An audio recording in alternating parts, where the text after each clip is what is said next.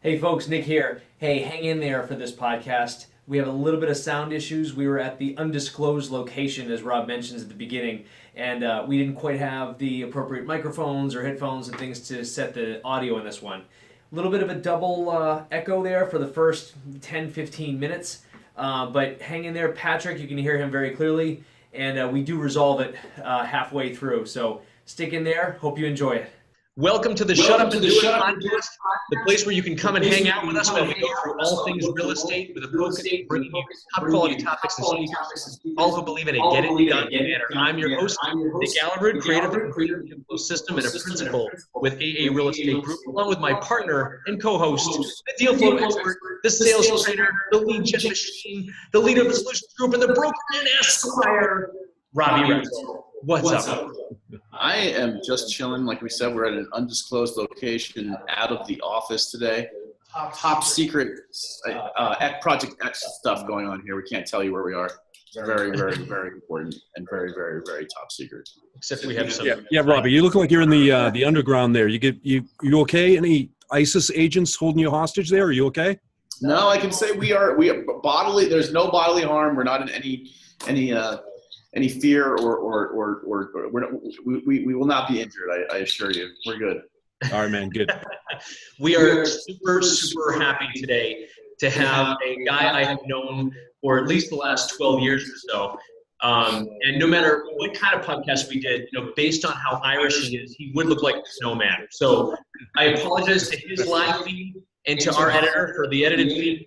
I'm sure it's like blinding white light, but in all seriousness, Patrick has been one of the most successful mortgage loan originators that we have ever known. He's the first mortgage planner that I've ever known. I didn't even know what that meant when I met him.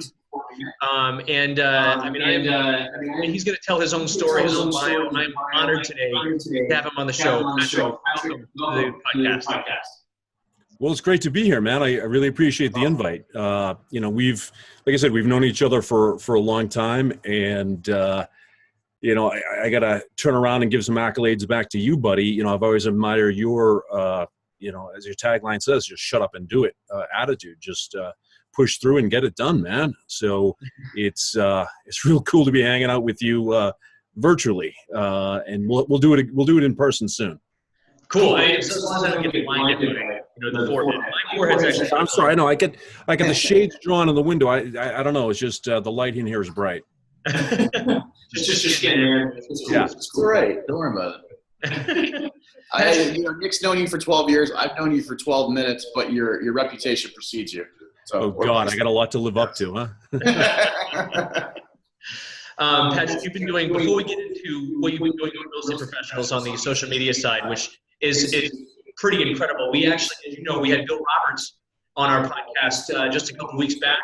Don't know if that episode has aired yet, but he also mentioned what an amazing thing you're doing for guys down there. Why don't you kind of tell us your story? How'd you get into real estate, get into mortgages? Like, tell us where. Yeah, sure. Well, I guess like every little boy, I grew up wanting to be a mortgage loan officer. Everybody's were running around playing cops and firemen, and I was playing banker. No, like just about everybody else I know in the business, just kind of fell into it. So God, it's going to be 25, 26 years now in the business. Wow. Started off in the back office, processing, underwriting. In the back office, got a real well-rounded experience on what it takes to put a file together, what works and what doesn't, both on residential and commercial. Your typical 1 to 4 family home, whether it be owner occupied or investor, as well as some of the commercial stuff. So 5 units plus, mixed use properties. It's a little bit of a different animal, not easier or not more difficult, but just different. So I was on the operations side of things for probably close to 10 years. Worked for national banks, spent most of my time at a regional, community bank. And after that bank got bought out, it was not a happy scene. Anyone that's lived through one of those mergers or acquisitions knows what I'm talking about. It just wasn't the same. So just a couple of years before that merger or that buyout happened, I made the transition over to originating files. So at one period of time, I was originating, processing, underwriting, and closing residential and commercial files. The bank we worked for also took loans in from mortgage brokers, so I was helping out as essentially an account executive, taking in files from the mortgage brokers we worked with as well. So, talk about a well-rounded experience that certainly gave me a good, foothold in the business as a whole. And, without even knowing it, I actually ended up becoming a real estate investor as well. So bought my first place, I don't know, I was probably 19, with some help from Dad. So thanks, Dad. So I bought my first place at 19, and it only took me about 4.5 years to rehab it and resell it. So was doing some work. You avoided capital gains. Yeah, exactly. So I avoided all the capital gains, not exactly by design, but by default, but that's okay. So over the years have bought and rehabbed some properties, done some, construction from ground up. So in addition to the mortgage financing end of things, understanding the mortgage banking world, understanding the real estate investor and developer world, at some of the meetings that we hung out at, Nick, I used to say that's sort of what makes me dangerous. I've got a well-rounded experience, both from what the lender is looking for, as well as what the investor and developer needs to have. So that's how I really, built my portfolio of clients, working with rehabbers and developers that were buying properties and flipping them, and they had their own primary residence and investment properties who were holding long-term, and, their friends and relatives. I really built my business on a referral foundation. Was never really too big into, mass marketing or mass advertising, buying newspaper ads or anything like that. It was all, a referral business, which in my opinion is really the best way to go. You treat the people right, and good news is going to spread. They're going to introduce you to other people that they trust, that they'll trust you to take care of the people that they introduce you to. So here I am, 25 or so years in the business. I've worked for, again, regional banks, national banks, independent mortgage brokers, small mom and pop shops, runs the whole gamut. So well-rounded experience. You got it, Patrick. That's awesome. And you loan originators that really started the push towards real estate agents, brokers, investors, right? And if you want to kind of, what's your philosophy there, first of all? Like, how did you kind of find that niche after you got it where you got? How did you get to that next level where you became the guy to Well, again, I think it boils down to my experience. So, with the real estate agents and the general consumer that most people think about when they're thinking about real estate, that's what, just about every loan officer does. Okay. But working with the investors and developers, knowing how that side of the business works, because I was in it doing it myself. I was doing it too. So I could speak their language. It just sort of a natural, I guess, I don't even say a transition, but a natural way. I was, straddling both sides of the fence for residential and commercial for the typical homeowner, consumer, as well as the investor and developer. So a lot of people say there's, riches and niches, and you should focus just on one thing. Well, I can't really be all things to all people, but the client database that I was serving was on both sides of the fence. They were working on residential deals as well as commercial deals. So to be able to give the best service to those clients, I really had to figure out how to do both and be able to provide both to them. So I don't know. Does that answer what you're looking for? Sure. It's also though, besides right? What have you done as a value add your sure. Well, yeah, I mean, done with the social media stuff. Yeah. So starting off in the business from the back office, certainly a lot of research and knowledge that's needed, understanding the underwriting guidelines and the programs, and that definitely serves me well as a loan officer. Knowing what those rules are helps me structure, I guess, some of the more complicated deals that I don't know, maybe lazy or less dedicated loan officers would just pass on. So it certainly helps me put those together. So I've never been afraid of doing the research and trying to figure out a way to make it work. So sort of that research in that back office transitions more into some of the stuff that I'm doing now, which is what I think what Bill Roberts had alluded to. So I am teaching some classes primarily for real estate agents, but really for any self-employed person or entrepreneur that wants to use social media to help grow their brand awareness. So the theme or the title to the class is it's the secret sauce for modern marketing. So it's a whole series of classes. I see you laughing. That's a cool name, isn't it, Nick? Yeah, exactly. So so I have traveled all over the country. There are so I'm in a group of loan officers. There's about 300 of us from across the country that we network together online.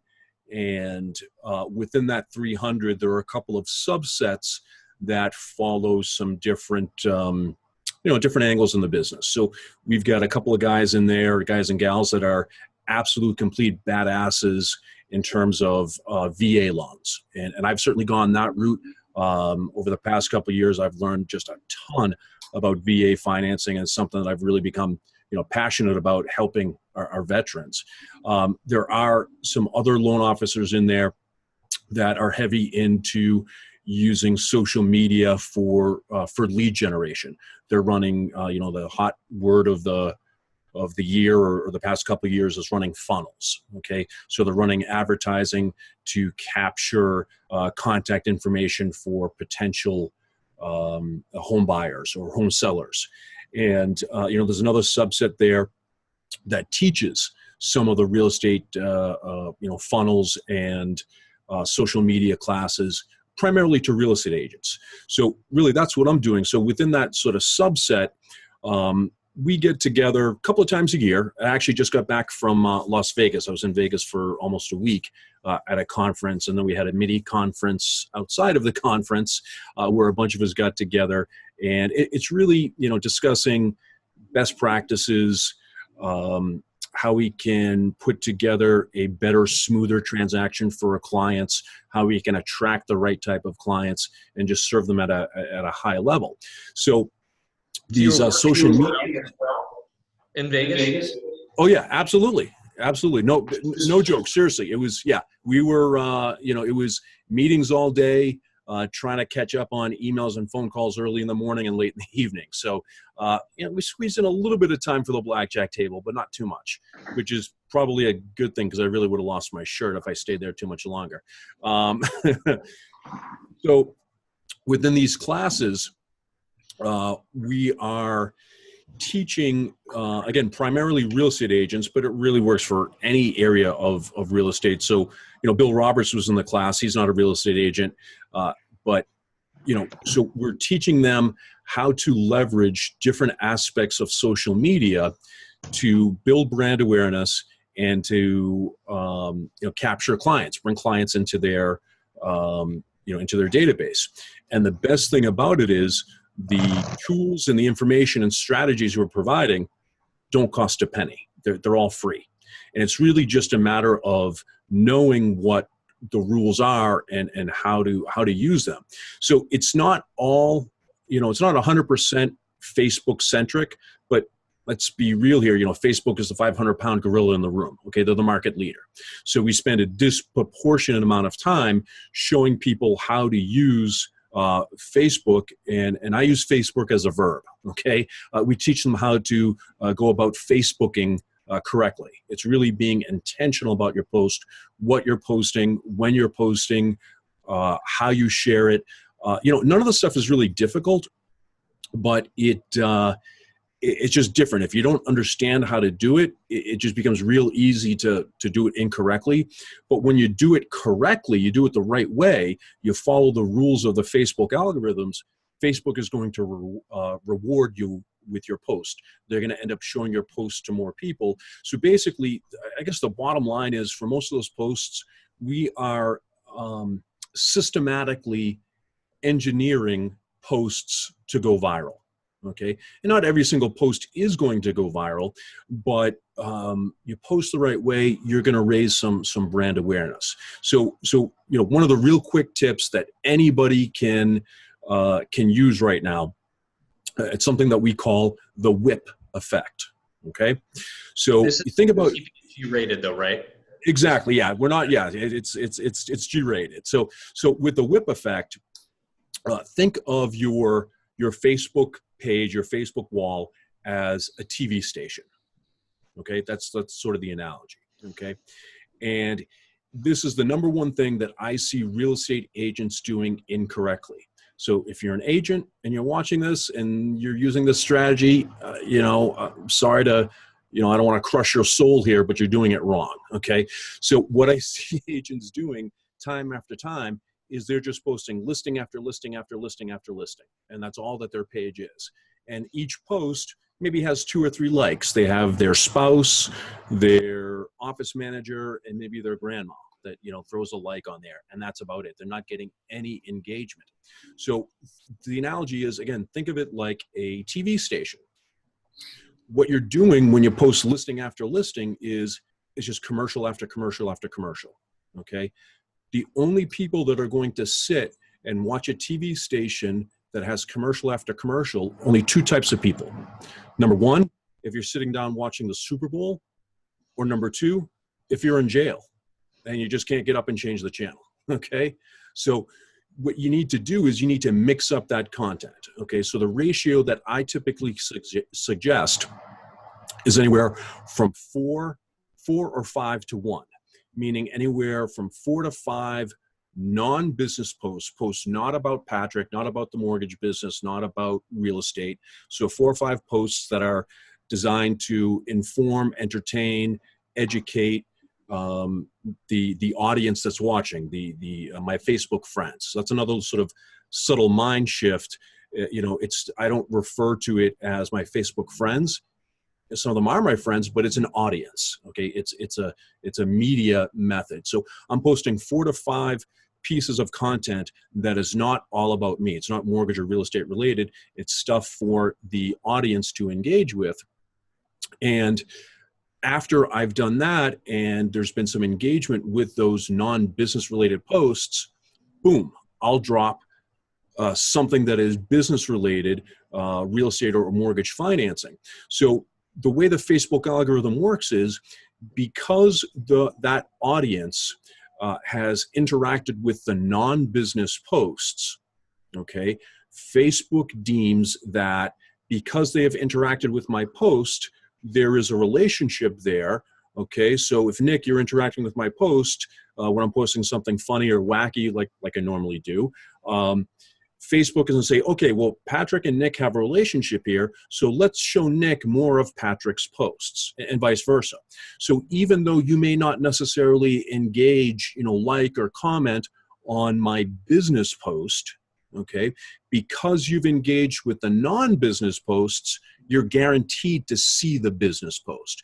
So I don't want to say I'm gaming the system here, but I'm using the algorithm as it's designed to my benefit. Okay, I'm Facebooking intentionally. Okay, so that's the the number more one. you have interact. Yeah, exactly. That's the number one thing I see agents doing wrong. It's all businesses listing after listing after listing without letting anybody know, more about you as a person, who you are, your kids or your home life, you're out at the ball game, you should be posting that type of stuff. You need to mix it up, because if it's all business all the time, nobody wants to watch commercials. They're turning the channel off. Mm-hmm. Yeah, so you're basically rewarded for creating a community more than just, as you said, infomercials. Exactly. Wants to, yeah, exactly. So that's really interesting. Yeah. So, one of the classes we teach, sort of the kickoff class that lays the foundation for all of the Facebook rules. So the Facebook algorithm is called EdgeRank. So EdgeRank consists of a couple of different pieces, and each post that you make, there's over 100,000 decisions that Facebook makes on that post to decide who's going to see it. Okay. So while no one has access to the entire, full algorithm, from various bits and pieces and testing that we do, again, with this group of loan officers across the country, we're constantly testing and modifying. We have a good idea as to what's going to work and what's not, what you should do and what you shouldn't do. Okay. So while the number one rule is not posting, business content, all the time, actually, that's really the number two rule. The number one rule for Facebook is keep all the eyeballs within Facebook. Okay, so if you're posting a link that is going to take that person outside of the world of Facebook, Facebook is going to suppress that post. They're intentionally not going to show it to as many people. So you have the combination of real estate agents that are posting listing after listing, but each one of those listings they're posting is a link to their IDX feed or Realtor.com or God forbid Zillow. Okay, when someone clicks that link, they're leaving the world of Facebook, and Facebook doesn't want that. Facebook makes money by advertising. The only way that their advertising is going to be successful is if people are staying within the world of Facebook and are seeing those ads. So the number one rule of Facebook is keep the eyeballs in Facebook. Don't post any outside links. Okay. Right. If you post something that's going to take someone to YouTube, I can tell you next to no one's going to see it. Facebook is intentionally going to prevent people from seeing that.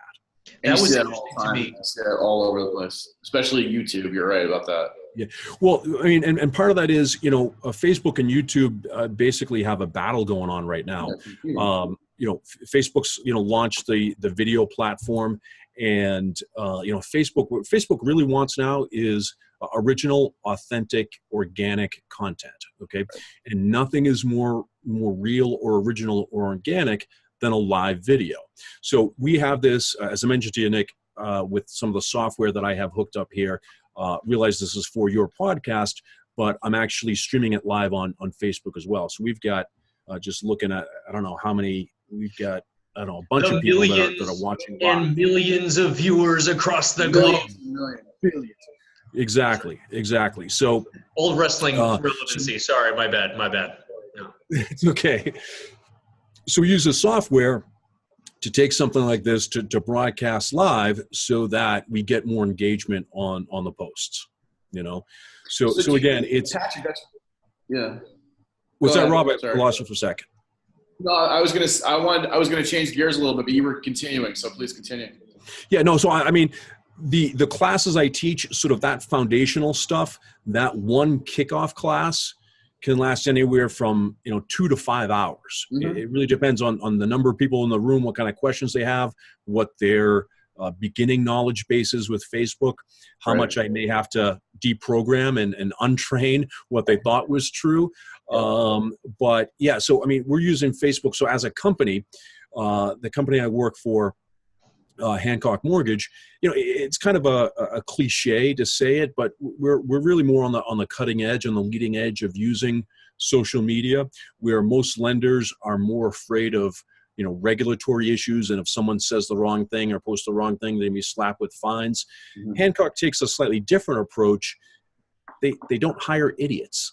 They hire the people that are not going to do the stupid stuff on social media and allow them to use social media in order to help them grow their business.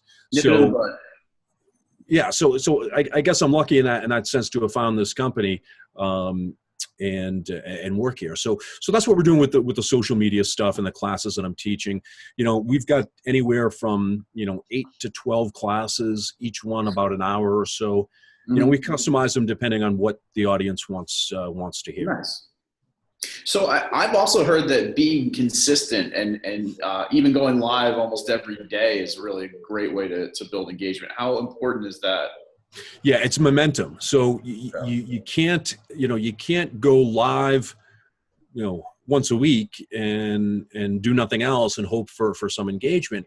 But it's not just live video. It's a mix of content. So in terms of the hierarchy, in terms of how Facebook rates different types of content, so live video is the Mac Daddy right now. That's at the top. Okay. Under that is recorded video. Okay. Under that is the short text posts. So what I mean by the short text posts is sort of like the Twitter-ish posts. Sometimes you post and you see that colored wallpaper in the background. Okay. Yeah. Facebook's dropping a hint. They want you to use that. Okay. But you can only have so many characters on that post. Okay. And then you've got, so that's the long text posts. You've got short text posts. You've got, and in between those, you've got pictures. Now, here's the real crazy thing most people don't realize. Facebook knows, the algorithm is this smart, okay? Facebook knows when you copy and paste a post, okay?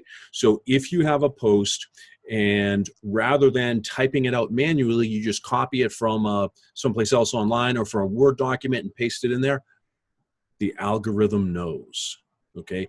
And it's going to suppress that post, or it's not going to give you as much EdgeRank juice as opposed to you typing it out manually. Okay. So part of it is what we call time in the box. Okay. So that little text box, I don't care how fast you type. You can't type 3 paragraphs in 0.5 seconds. Okay. If you copy and paste it, the algorithm knows. So you're going to get rewarded more the more time you spend in the box, organically typing that out.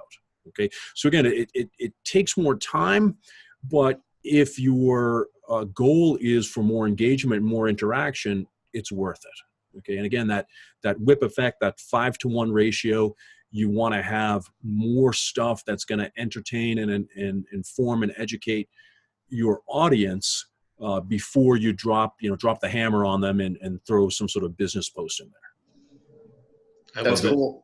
The algorithm is watching. I just love that out of all the, I guess most mortgage originators, right, getting interviewed, doing podcasts, that sort of thing, right? Oh, this mortgage product is the new thing coming out, or the rates are around here, or this is that. Or a lot of them are kind of what we consider, whoring themselves out to real estate brokerages and bringing candy and muffins and taking them out. And I don't do rate sheets and donuts. I'm sorry. I don't. I'd rather bring you a way that you can capture more leads and feed your family for a long time rather than just stuffing your face with jelly donuts for an afternoon. And talk about a win-win, right? I mean, the value of the information that you are providing by far is helping them help more people. It's helping them close more business. And it's a team, it looks like it's a team aspect, right? I mean, they're obviously closing more business. Hopefully you're part of their team now at this point because you're providing them this value. I think it's a great approach. And you're one of the only ones giving value first. Exactly. It's a sense of reciprocity that's there. I joke and, I say never underestimate the power of guilt. So if I'm able to provide you with a way that you can bring some more deals into your pipeline, well, I think that it's only fair that I should have a crack at providing the financing for that, and I'd rather show you how to bring some more deals in, like I said, rather than dropping off rate sheets and donuts. Look, Nick, the way that the mortgage industry has changed since the, meltdown or collapse or whatever you want to call it, 10 years ago, everybody's got the same products. It's different flavors of vanilla. Everybody's got the same rates. You might end up with an eighth or a quarter different at most from one shop to the other. But, again, it's all different flavors of vanilla. It's all the same thing. Okay. So rather than, try and promote, oh, well, I've got the lowest rates or I've got the best service or excellent communication. Guess what? You need to. That's just the entrance fee to get into the game. That's nothing to brag about. That's the bare minimum standard. Okay. So what I do for my referral partners is try to teach them some different strategies that they can use to grow their business. And then by extension, hopefully that means that I'm going to grow my business too. 100%. And listen, agents, if you're not doing enough business to substantiate Patrick's business, at least buy him a Guinness. At least buy the man a beer. Well, exactly. That sounds fair to me. Hey, we have a couple questions we like to ask our guests here, and just for fun. All right, These fire away. not necessarily prepared questions, but we've asked them in the past. One of my favorite questions, which I actually got from Tim Ferriss. Not guilty. Not guilty. There we go. I like Not it. guilty. Oh, sorry, Nick. What was the question? One of the questions that I love that I actually got from, it's a Tim Ferriss podcast question. I give him full credit because I love this question. It's, what's your favorite purchase that you have made that's under $100? Right here. I see a microphone. Yeti Blue microphone, and I'll tell you, it has made a world of difference in doing videos from the office and podcast interviews like this. The audio comes through crystal clear, so much better than the standard built-in mic that's in the laptop, or even one of those external like lapel mics that you can buy. I think I got this on sale by a recommendation of a colleague of mine who has one. And I think it was $89 and change. So it's great for podcasts. You can set up for interviews, have it be sort of a two-way, or even music recording. It's a fantastic tool. So less than $100, hands down. That's awesome. And by the way, for our millions and millions of viewers across the globe, based on Rob's and my undisclosed location in a bunker, we also probably could have used the Yeti microphone at this podcast. So we apologize if you experienced any of the audio background. I try to switch rooms in the middle of this podcast, but that's on our side. Yeah. It's the thousands watching at home, or the thousands in attendance and the millions watching at home. Damn it. You're so right. That was a WWE reference if no one else caught that from the old wrestling days of the men's drama. But that's awesome, Patrick. Let's see. What are the questions? Rob, did you want to ask your question that you'd like to ask? We've got a couple minutes left here. Well, I like to ask this, and this is it's sort of generic, and I know you're not, you're more on the loan side of things than the actual investing, although you do invest. Yep. Where do you feel we are right now in the market cycle? In 60 seconds or less. Yes. Really intriguing question. So we've got, I still don't think that we've peaked. I still think there's room to go. And real estate is like politics. Everything is local. Okay. So again, you're in the undisclosed location. I'm still in the Northeast. Raw land, buildable land is still scarce. It's not easy to come by. After the financial collapse, there were so many people that just couldn't get financing, so many builders that couldn't get financing. There is just so much pent up demand. So anecdotally, I got to have 50 something, maybe 60 pre-approved buyer files ready to go. They're out making offers every single weekend, and just, they're having difficulty, getting offers accepted just because there are so many other buyers out there. So I think that the years of pent-up demand is going to continue to drive prices. I don't say crazy higher, but I really don't see a collapse on the immediate horizon. However, some of the financial, advisors out there are saying by 2020, we're looking at potentially sliding into another recession.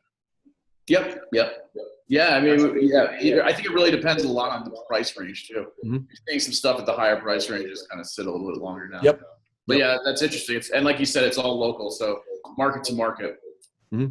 Yeah. Patrick, you've provided some awesome value. As you said, you dropped a lot of your knowledge today.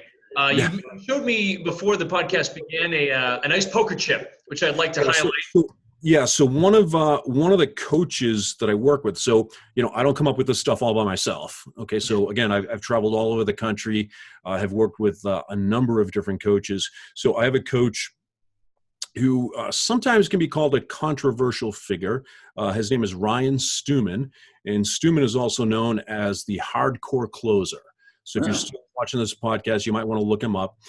So one of the little, tchotchkes that he hands out are these poker chips, which I keep on my desk, and it's a real good reminder to take action and that's pretty much what he says. So I've got them in black. I've got them in white.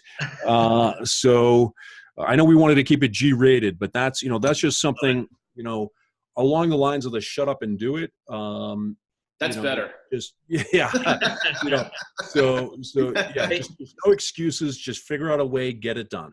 Patrick, how do people get a hold of you? So probably the easiest way to reach me is my cell phone. So that's 781-888-5678. So call or text that number. I've got email and all that, but just cell phone's probably the fastest and easiest thing to spit We'll up. put it in the notes. That's great, man. All right, bud. Yeah, you got it. Patrick, thanks for all your help today, your incredible knowledge.